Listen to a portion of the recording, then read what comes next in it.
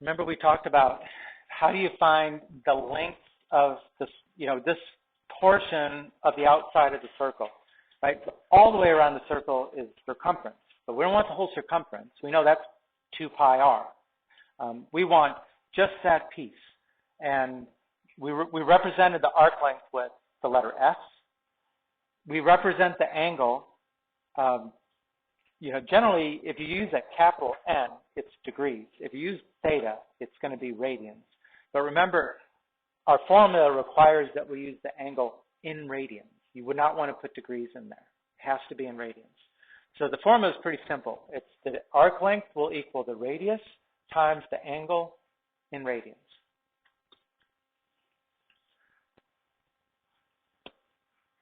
So here's the problem. If theta is pi over 4 and r is 6, find f. Right? So first, write down the formula, and then substitute. R is 6, theta is pi over 4.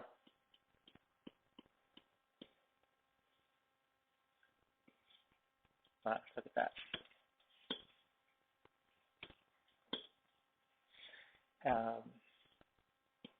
And you could just turn that into a decimal, because arc length ultimately, it's a length. You could take out a ruler or a tape measure that bends and measure it. So let's do that. 6 pi over 4. 6 second pi divided by 4. 4.71.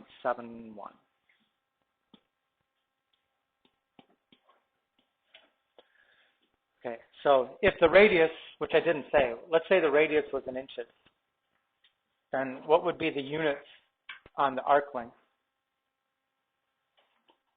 The inches, right?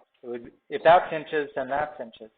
Which just points out that if that's inches and that's inches, if that's inches and that's inches, then what were the units of the radians?